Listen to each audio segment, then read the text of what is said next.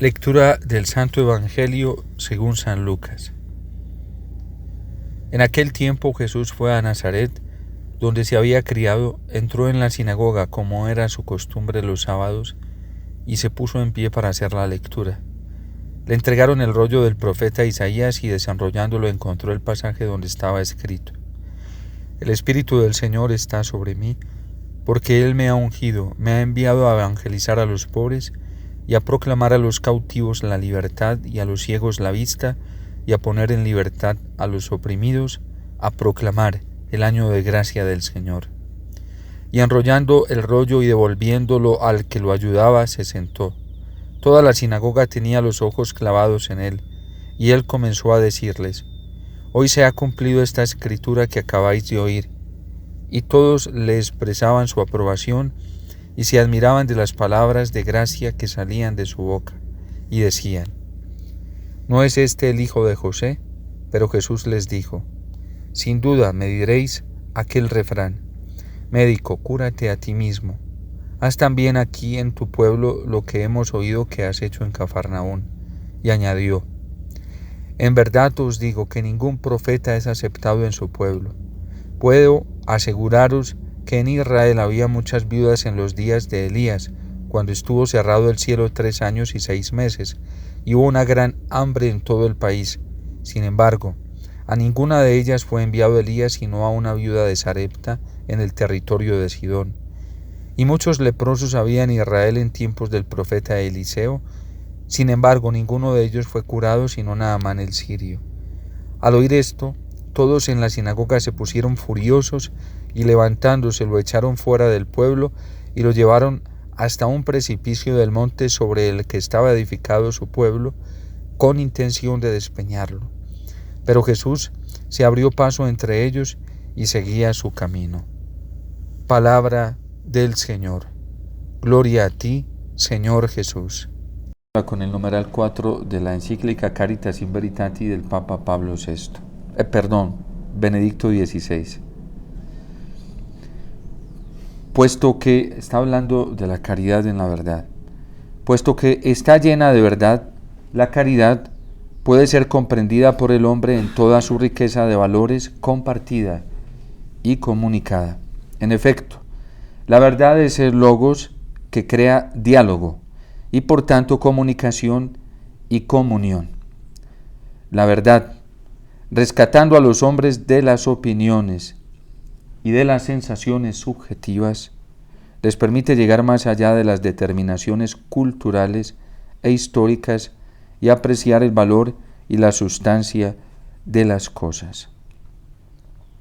Un cristianismo de caridad sin verdad se puede confundir fácilmente con una reserva de buenos sentimientos, provechosos para la convivencia social, pero marginales. Parece una radiografía de lo que vivimos hoy en la Iglesia Católica, ¿sí? Una comunión, una vida fraterna, una unidad de buenos sentimientos. Estamos cayendo en esa reserva de los buenos sentimientos, sentimientos caritativos, sentimientos amorosos, sentimientos compasivos, sentimientos misericordiosos, sentimientos buenos, pero carentes de toda verdad. Y por vivir un amor así, y por vivir una caridad así, que también la describe acá mismo el Papa Benedicto XVI con una exactitud y una precisión, como lo hacen los profetas, dice: sin verdad la caridad cae en mero sentimentalismo. ¿Acaso la forma en la que nos estamos relacionando hoy muchos de nosotros los católicos no será esto? Puro sentimentalismo. Y somos hermanos y nos queremos si hay mucho sentimiento. Y las Eucaristías son buenas si hay mucho emocionalismo, si hay sentimentalismo. Y las cosas espirituales, un retiro espiritual se evalúa por el sentimentalismo. Y si hay buen sentimiento, entonces pasó Dios por allí. Y ese es el vínculo de nuestra relación hoy con Dios. Pero voy a las palabras del Papa, no las mías. Sin verdad la caridad cae en mero sentimentalismo. El amor se convierte en un envoltorio vacío que se llena arbitrariamente. ¿Y cómo están llenando hoy los católicos este envoltorio que se llama caridad, que se llama amor y compasión, con permisiones para pecar y cometer males de toda clase?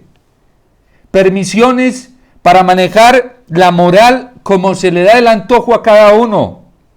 Permisiones para decir, no, Dios entiende esto, y pecados de impureza Dios los entiende, y pecados de lujuria Dios los entiende.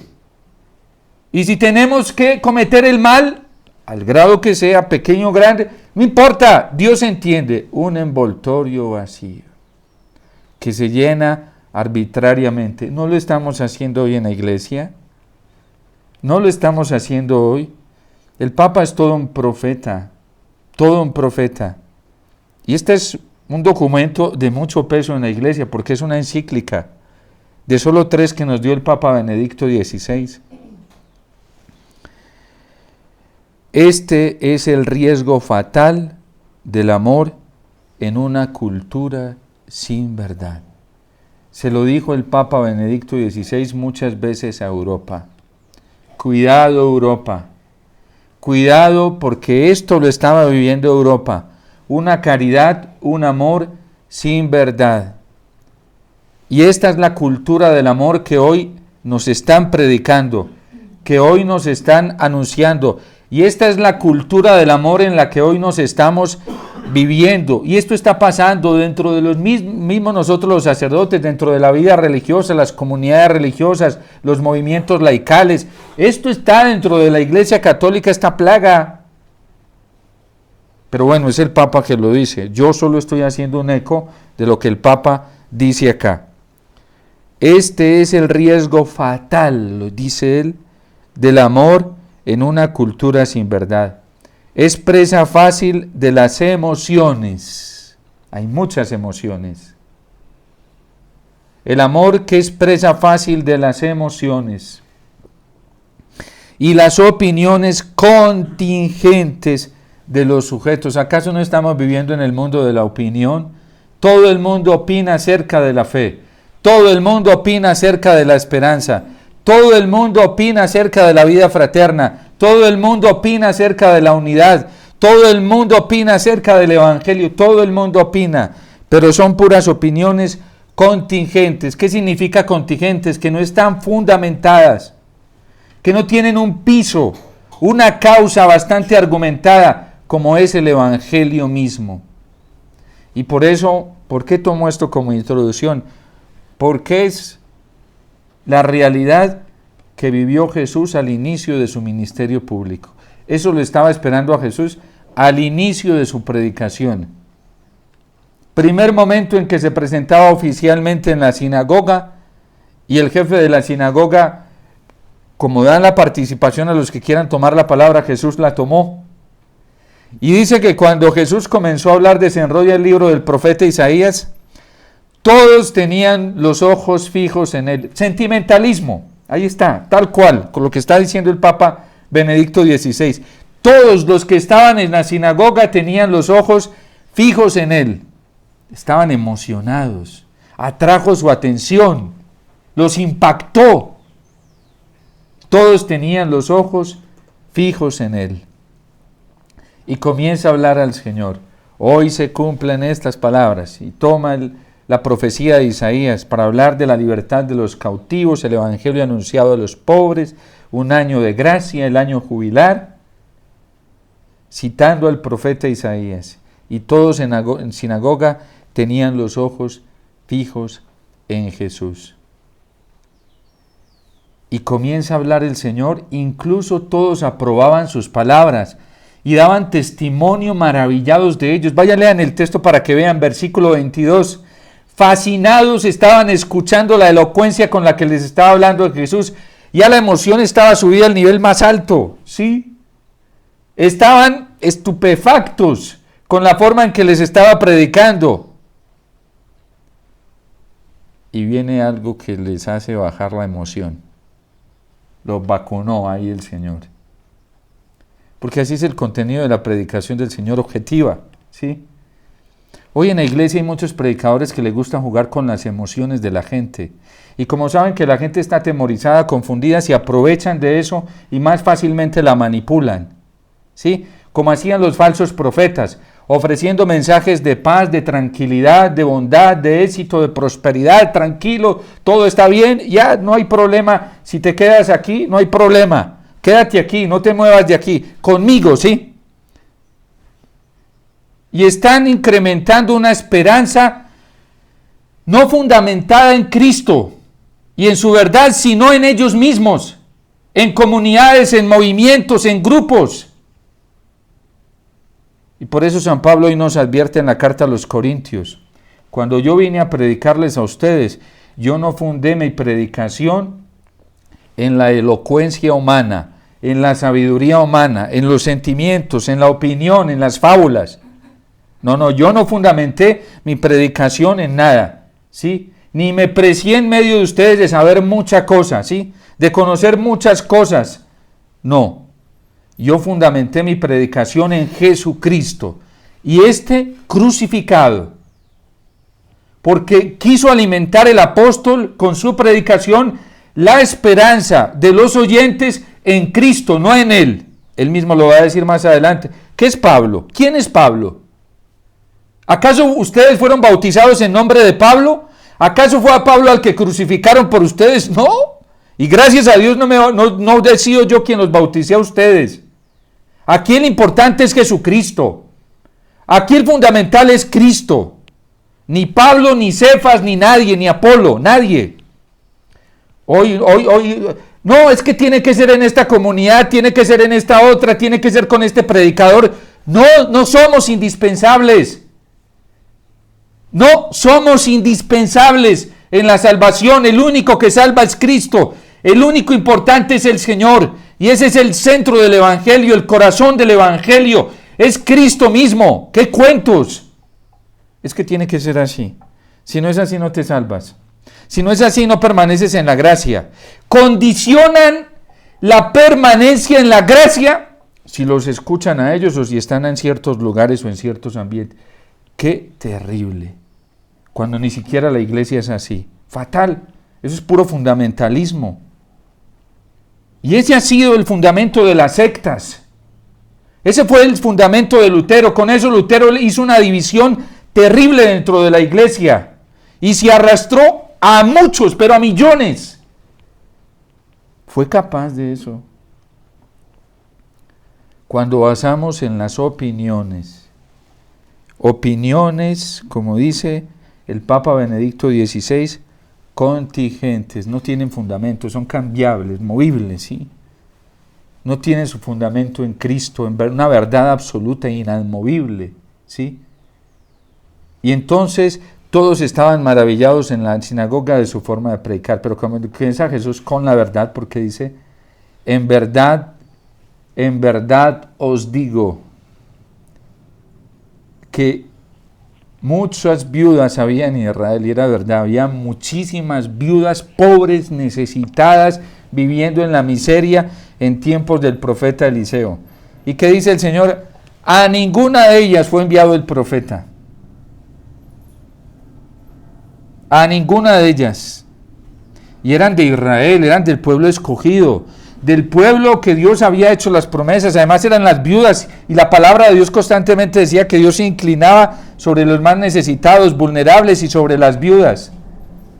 En verdad les digo que había muchas viudas en tiempos del profeta, y a ninguna de ellas fue enviada, sino a una viuda de Sarepta, pagana para acabar de ajustar.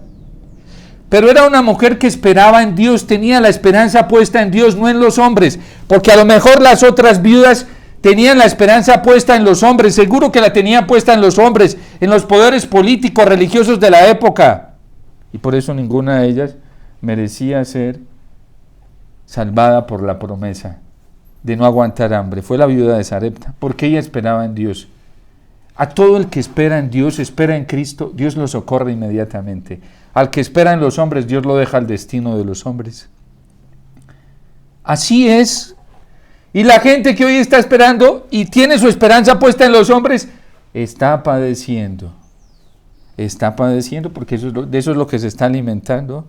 Y por eso hay gente que termina resentida, desilusionada, se siente herida, porque tiene su esperanza puesta en los hombres y no en Cristo. Muchos leprosos había en Israel, el pueblo elegido, la porción escogida, la porción santa, sobre la cual Dios inclinaba siempre su mirada. Muchos leprosos había en tiempos del profeta Eliseo, y solo uno de ellos fue curado. Pero no era tampoco de Israel, era sirio. Naamán el sirio, general sirio, pagano. Pero es que creyó. ¿Qué pasó con Naamán? Que creyó en el anuncio de la esclava. Y eso que el Señor se valió de una esclava. No se valió de los profetas importantes de la época. No se valió de los príncipes, de los sacerdotes ni de los reyes para evangelizar a Naamán. De una esclava sencilla, una mujer sencilla. Y le dijo, en Israel hay un hombre de Dios que te puede curar. Y él creyó. Naamán creyó. Tanto le creyó que se fue y armó su carroza y todo, y con riquezas, y fue con cartas para Israel a pedir la curación, que después se molestó porque Eliseo, lo que pasa es que era tan grande la esperanza que tenía en Naamán, que Dios a veces, para purificar las intenciones, se vale de eso. Y Eliseo no salió él mismo en persona, un hombre tan importante de la corte, era un general, un hombre que estaba enseñado a ser recibido en los países con diplomacia, ¿sí? Con pompas y platillos. Y viene Eliseo y le manda al esclavo, ¿sí? Y dice, vaya, báñese 7 veces en el río. Y se enfureció y no dijo, es que en nuestra tierra los ríos son más bonitos que los de acá. Incluso utilizó una palabra, pero llega la esclava. Esa es la función del evangelizador. Amo. Si el profeta te hubiera pedido algo difícil, lo hubieras hecho. ¿Por qué no haces caso a la palabra? Por eso el Salmo hoy 118 dice, amo tu palabra, porque tu palabra me hace más docto, más sabio, tiene inteligencia, me hace más sagaz, tu palabra tiene poder. Y eso hizo reaccionar a Naamán. Era la palabra del Señor. Era la confianza en la palabra del Señor, dada a través del profeta, que se bañara en el río. Y recapacitó y dijo, pues sí, voy a hacer caso, y obedeció a la palabra del Señor. ¿Y qué le pasó? Quedó sanado. Su carne quedó limpiecita como la de un bebé. Por eso hoy Dios nos está... ¿Qué es la conversión que nos pide el Señor? Ser radicalmente obedientes a su palabra y no mantener una relación con Él basada en el sentimentalismo y en la opinión. Porque muchos se están relacionando con el Señor basados en puro sentimentalismo y en la opinión pública, que es muy pública, demasiado pública hoy. No, es en la palabra del Señor. Y si nosotros no nos cimentamos así, vamos a padecer mucho. Porque cuando Cristo les habla así, cambiaron los sentimientos. Eso le pasa al que se relaciona con el Señor basado en el sentimentalismo. Hoy está feliz con el Señor en el sagrario y en la Eucaristía, mañana tiene piedra, mañana tiene rabia, mañana no quiere nada, ¿sí? Es una persona bipolar, sí, hay a extremos. Cuando la relación con el Señor se fundamenta en los sentimientos, en el sentimentalismo. Y hoy le dice amores al Señor y le promete la vida, y mañana está renegando de Él y viene a reprocharle y a regañarle. Y a echarle la culpa al Señor. Eso hace todo superficial, mediocre, cuando no vive la fe cristiana, no vive en la esperanza cristiana. Cuando el corazón está centrado en Cristo y todo lo espera del Señor y no de los hombres, y no de este mundo, y no de los lugares, y no de las personas, se mantiene ahí, pase lo que pase. La fe siempre es así. Nos explicaba una vez un nuncio que hubo acá en Colombia, nos dio un retiro, Monseñor Aldo Cavalli, hablándonos de la fe de la Virgen. Entonces hacía como, con sus manos mostraba como un mapa, así decía, los sentimientos, hoy así, mañana abajo, hoy arriba, mañana abajo, pero la fe, decía él, siempre se mantiene en el mismo nivel. entonces ya no importa si hoy amanecí con los sentimientos por abajo, Señor, te sigo amando. Y si amanecí con ellos por encima, Señor, te amo. Y si amanecí con ellos tirados por el piso, Señor, aquí estoy. Pase lo que pase, aquí estoy. Pero mire estos que estaban en la sinagoga, cuando no les gustó, ya lo iban a tirar por un despeñadero, ¿sí? Lo iban a matar. Y por eso San Pablo nos va a advertir en la carta a los Corintios que quienes se basan en la sabiduría de este mundo y de los hombres terminan crucificando al Señor. Y dice, por eso yo en mi predicación no la he basado en la predicación de los príncipes, de los sabios, de los doctores, de los inteligentes, de los instruidos. Porque si ellos hubieran conocido verdaderamente al Señor, no hubieran crucificado al Señor de la gloria. ¿Ustedes creen que quien se basa en la sabiduría del Espíritu cae tan fácilmente en pecado mortal? No, porque está basada en la elocuencia que Dios mismo le está revelando. Y esa palabra de Dios le da más fuerza, esa sabiduría le da una fuerza sobrenatural para no dejarse arrastrar de la tentación. Pero ¿a qué hemos llegado hoy? Con el concepto de misericordia, de compasión y de amor. Tranquilo, no te preocupes que Dios lo entiende todo. Es que le estoy siendo infiel a mi esposa, no te preocupes. Es que me masturbo, no te preocupes. Es que veo pornografía, no te preocupes. No te preocupes. Es que robo, sí. Padre, a veces yo evado impuestos, ¿y qué hacemos pues? Padre, yo trabajo con dineros negros de narcotráfico, sucios, pero ¿qué hacemos? Yo doy limosna, Padre. Y yo he ayudado a construir varios templos y conventos, ¿sí? No te preocupes. Y así vamos obviando la verdad del Evangelio. Padre, es que yo difamo, yo calumnio. No importa, no te preocupes. Ahí es una falta grave. Y si la haces voluntaria contra el 8º mandamiento, gravísimo. Pero no importa. No importa, porque Dios es misericordia. Y así vamos dejando. Miren, muchas veces nosotros cerramos las estructuras para que no se nos meta el mal. Nosotros somos así de ilógicos, ¿sí?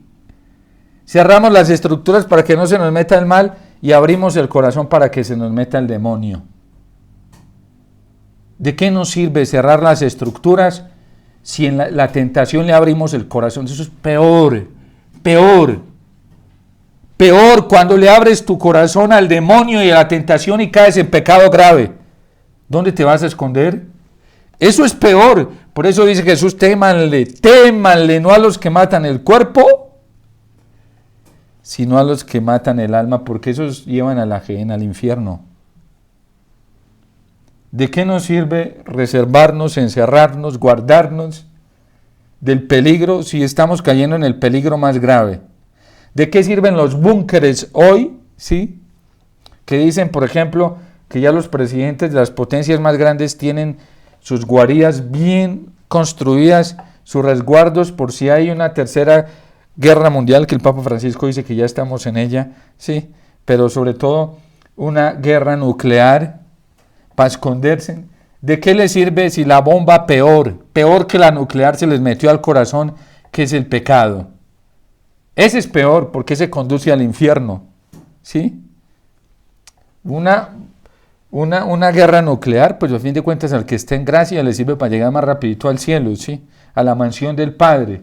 El que esté en pecado mortal, Dios mío, ¿sí? ¿De qué nos escondemos nosotros? De lo que deberíamos estarnos escondiendo es de nosotros mismos, de nuestra perversión, de nuestras pasiones desordenadas, que son terribles. Entonces, no basemos nuestra fe en sentimentalismos, porque eso le hace mucho daño a nuestra vida.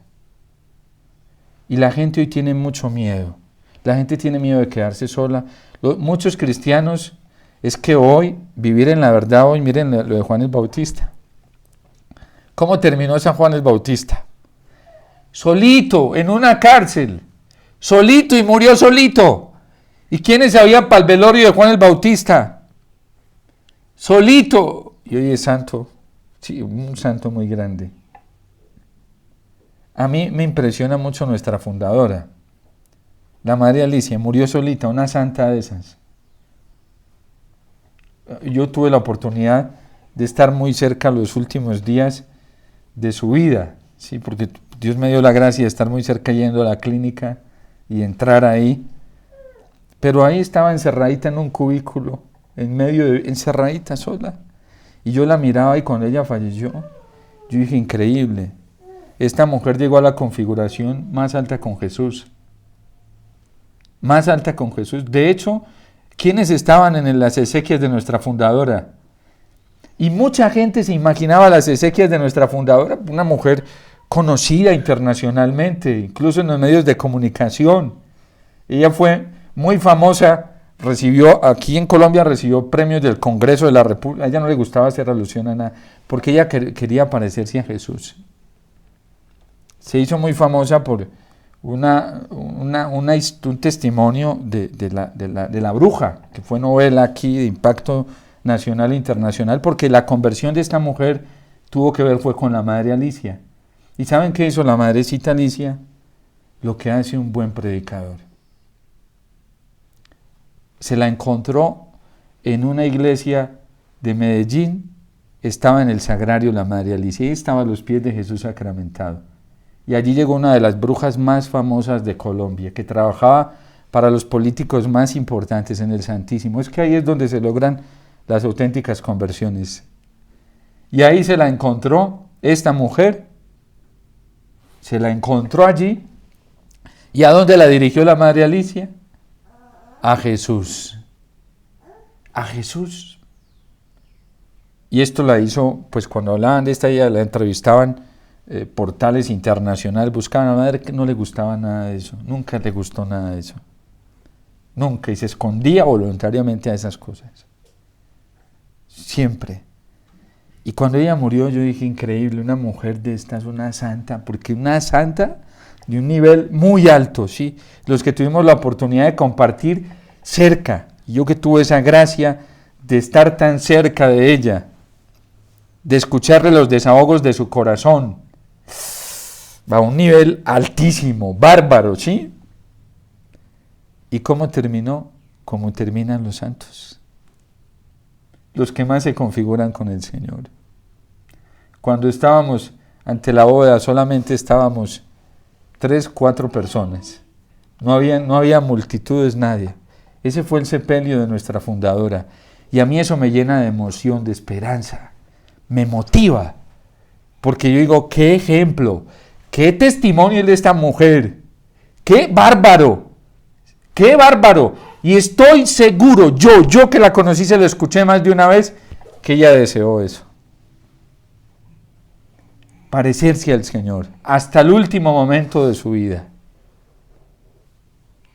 Así termina Juan Bautista, como terminó, y fue una mujer, a ella le encantaba San Juan Bautista, por la verdad, porque ella misma decía que su nombre, Alicia, hacía alusión a la verdad, y fue una mujer que con la mentira, el error, el engaño, fue dura. Aquí la vimos más de uno y la conocimos, porque ella eso no lo pasaba por ningún lado. A mí me decía más de una vez, mi hijito, mentira no se puede tolerar, eso no, y le cambiaba su rostro. Cuando decía, madrecita, es que alguien, mi hijito, eso no se puede tolerar, y le cambiaba su rostrico, porque la mentira viene del diablo. Jesús lo dice, es el padre de la mentira. Pidámosle al Señor la gracia de vivir en la verdad, no en los sentimentalismos, no sostener nuestra relación hoy con la iglesia, con el Señor, con la Virgen, en sentimentalismos, en opiniones, que eso está llena, la iglesia está plagada y eso le está haciendo mucho daño al corazón de los cristianos y de los católicos. Que el Señor nos dé la gracia de vivir en la verdad. Si optamos por eso, el premio va a ser la soledad, tranquilos, no se preocupen. Pero va a ser la compañía con el cielo, los santos, los mejores amigos que no traicionan. Es mejor, dice uno, desvinculando de las amistades de este mundo para tenerlas del cielo. Esos sí son fieles, esos no traicionan, son leales. A mí me llena de emoción eso, ¿sí? Saber que los santos son nuestros verdaderos amigos y como tenemos comunión con ellos, sobre todo en la liturgia y en la Eucaristía, Ahí tenemos una comunión más grande con ellos. ¿Para qué mejor respaldo? Son los más importantes hoy y los que están más cerca del Señor. Entonces, a nosotros no nos puede dar mejor. Dios nos hace un favor cuando nos va desvinculando de tantas seguridades humanas, porque más rápido nos vincula con Él. Más rápido. Y ojalá eso sea rapidito, ese proceso de conversión sea rápido y nosotros no le pongamos tropiezos a la obra del Señor para que cada vez estemos más cerca de Él, que es lo más importante. Que la Virgen nos ayude hoy, San Juan Bautista, desde el cielo, este amigo fabuloso que el Señor nos dio, nos alcance esa gracia, como Él que ya disfruta de la dicha en el cielo, que Él nos permita experimentar esa dicha acá en la tierra para entusiasmarnos, ¿sí? Para entusiasmarnos más y que crezca nuestra esperanza y jugárnosla toda por el Señor. Dios te salve María, llena eres de gracia, el Señor es contigo, bendita tú eres entre todas las mujeres y bendito es el fruto de tu vientre Jesús. Santa María, Madre de Dios, ruega por nosotros los pecadores, ahora y en la hora de nuestra muerte. Amén.